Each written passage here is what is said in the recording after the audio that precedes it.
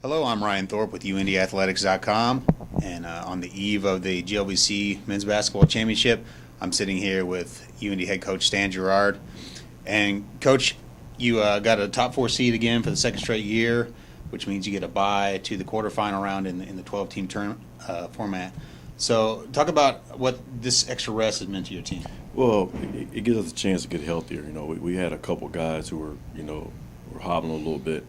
In particular, Brendan McElroy, Jordan Lloyd, Joe Lawson, just a tad bit. But it gives us a chance to sit back and rest. Give our guys a couple of days to take their mind off of basketball. We took Friday and Saturday off and came in Sunday and got back to work.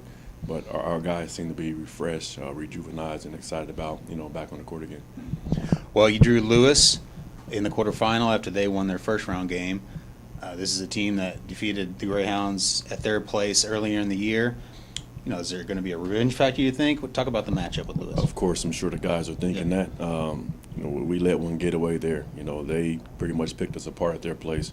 And it's a great opportunity for us to see where we are. I told these guys going into the tournament that I wanted to play the teams who already beat us. And I think that's motivation right there in itself. But Lewis is such a great basketball team. They do a great job with a lot of things they do. Well-coached team. I think Scott Trost is one of the best coaches in the league.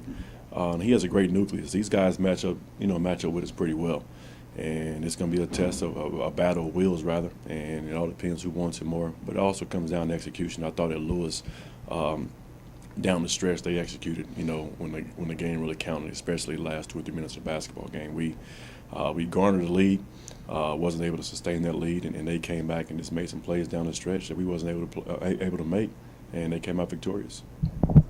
All right, I wanted to talk about Lucas Barker again, too, your point guard, who recently just broke the school record for most assists in a season. That record stood for 49 years, so that was quite an accomplishment for him.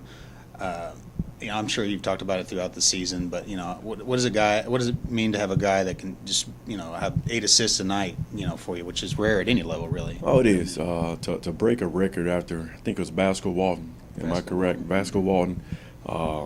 A great player who came in early in the season and talked to our guys about being better passers. Yes, we had that team come out back in November, and they talked to all of our guys, and Lucas had a chance to spend some time with him, and I think that was great, for Mr. Walton to come out, and the way Lucas and our guys embraced all those guys was just a touching moment for our basketball squad. It kind of opened their eyes a little bit, gave those guys a greater appreciation for the tradition of UND basketball. And you got to commend those guys for doing that. But Lucas has had a great year, and putting the ball in the right people's hands at the right time. He sees the floor, his head's always up, and he's a competitor.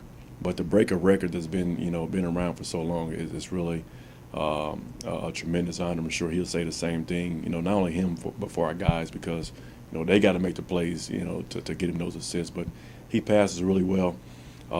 Never cares about scoring, wants to make sure he's passing the ball on point and getting guys in a position to score. All right, Coach. Well, I appreciate the time. As I said, the Greyhounds will take on Lewis. That'll be Thursday at 3:30 Eastern Time. So take a look at UNDathletics.com for more information there. Thanks for watching.